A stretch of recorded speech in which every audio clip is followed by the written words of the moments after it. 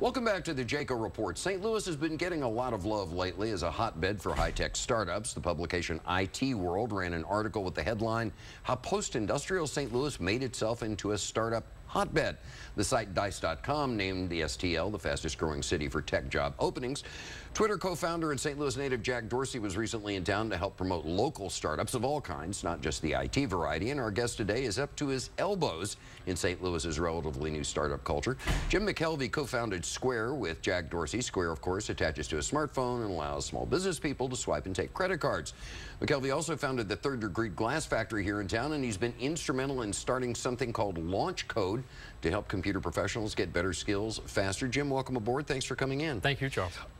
Before I get to the specifics about what Launch Code is and some of these other things, a larger question: where did this come from? Even like a couple of years ago, yeah, there were some startups around town and people would kind of look at the entrepreneurs and say, okay, but when are you getting a real job?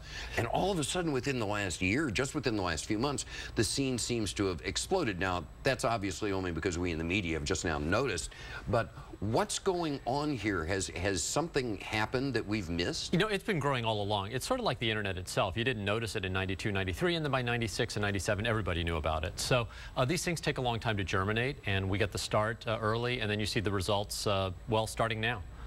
So what was the genesis of this? I mean, it's been moving slowly, but was there one aha moment that tipped it over? I don't think there was one aha moment. I think we've seen a sort of lull in entrepreneurial activity over the last 100 years. St. Louis used to be this hotbed in the 1904s time frame, and now it's sort of resurging. Would part of the reason, and I know there's a general feeling and a buzz that once you reach critical mass, people just start showing up, you know, a la Portland or Austin. Have we hit that point here yet? Yeah, I mean, you've got a bunch of things going on simultaneously. You've got T-Rex, you've got Launch Code, you've got Arch Grants, you've got Cultivation Capital funding companies. There are dozens of organizations that have meetup groups. Okay, what is T-Rex? T-Rex is it's the Railway Exchange building, but there's a group of small companies down there that are all sort of co-located. So they all share ideas. They're up at 2 in the morning working. It's just a great culture for a startup. Sounds like a dorm room almost. Yeah, it is, and smells like it sometimes too, you know.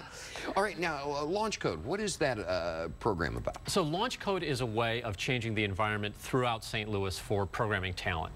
And the idea is very simple. There are a bunch of companies. We've got 100 companies right now that have open positions, and they're all agreeing to hire one programmer. This is on the first round. And that programmer is somebody who's going to be new. So this is a person who's either self-trained or maybe they've gone to school but haven't gotten a real job yet. Right. And they can apply for one of these positions. They get paired at this company with a experienced developer. So they work as a team. This is called pair programming, and it's how we do it in Silicon Valley. And the idea is that when you pair up with somebody, you learn very, very quickly. So the companies benefit by getting a person trained very quickly that they can hire and make a full-time job offer to, and the trainee benefits by getting their foot in the door. Surprisingly, a lot of the people who have applied to Launch Code right now have the skills, have the programming skills, but they don't have the experience necessary to go in through the standard hiring channels. Is there a shortage of that kind of talent in St. Louis? It's massive. The shortage is massive. We've identified, so first of all, interestingly, I talked to 100 companies and invited them to participate in Launch Code. Every single one of them said yes. I didn't get a single no. And if you look at the Launch Code website, it's a who's who of employers in the town. But just in talking to those companies, we've identified probably 5,000 open positions. So does that mean you're getting a lot of people moving into the city to take these positions, or does it mean you're getting a lot of St. Louisans whose skills might not be up to snuff who are being trained to go up that next step up the ladder? First round is St. Louis. So we're looking for people who are living in the area right now and want to take these jobs. And we're only going to fill 100 jobs on the first round. On second and third rounds, we're going to try to fill all the jobs, and then we'll need resources from everywhere. And you know, personally, I'd like to recruit them out of Texas. Yeah, just payback to Rick little payback's good. Tell me about this. When Square came along, I know there was some thought at the time when it first started, okay, we'll have the corporate headquarters here in St. Louis. And as I recall, and correct me if I'm wrong, Dorsey or someone said something to the effect of, well, we moved it out to San Fran just because we couldn't get the people we needed here in St. Louis, but out there they're falling out of the trees. So just for ease of business, we decided to do it there. Is that kind of correct? No, that is absolutely correct. We had a 12-person Square office here, and we ended up moving it all to San Francisco simply because we couldn't scale. Now, Square Square is sucking up hundreds of engineers. We have 650 people right now. 2/3 of them are engineers or designers. So to scale that much in St. Louis would have really hurt the ecosystem, and we probably couldn't have done it. Out there, we're able to hire from companies that have 10,000 engineers. Right. And it's a little easier to scale at that rate. But for an average company that may need 20 to 50 technical people, which is still a pretty big IT department, that can be done in town. Now, a lot of this is talent, a lot of this is capital, a lot of this is available office space, all of which St. Louis has, and a lot of it is buzz, which we've been lacking. But it seems that the media bricks are starting to go into place, that some sort of buzz is being created. When you mention St. Louis, they go, oh yeah, I've heard about that. Is that actually happening, or am I imagining things? No, I think it's happening, because I've been interviewed a lot by international and national sources. As a matter of fact, I'm surprised these days when I don't get a call once a week for somebody who wants to talk. Just about the St. Louis scene. I mean, are people becoming aware of this so that, I don't know, you get an Austin or Portland type scene where you get a big influx of younger people, a la programmers, getting to the point that St. Louis has been having for decades, which is a brain drain and a loss of talented young people? Yeah, I mean, you want to create that critical mass, and once the buzz starts happening, these things tend to have momentum. So San Francisco, I mean, was not always a tech hub. It just sort of developed that momentum. Same thing now with St. Louis.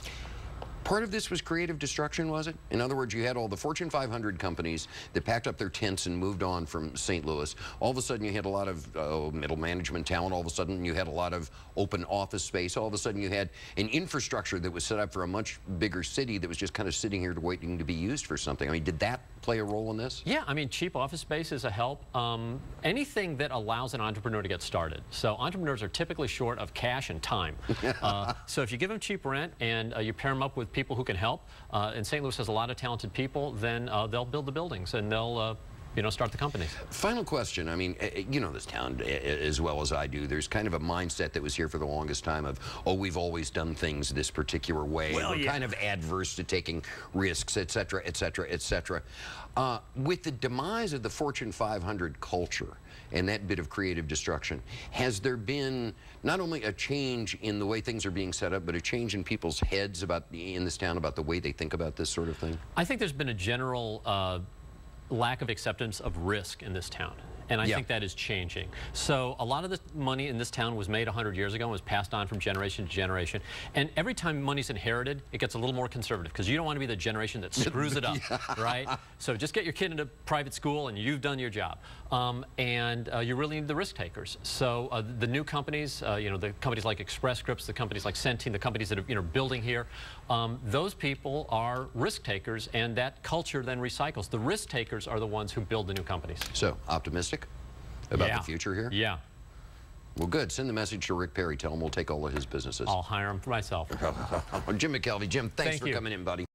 We hope you can join us back here next Sunday morning for another edition of the Jaco Report.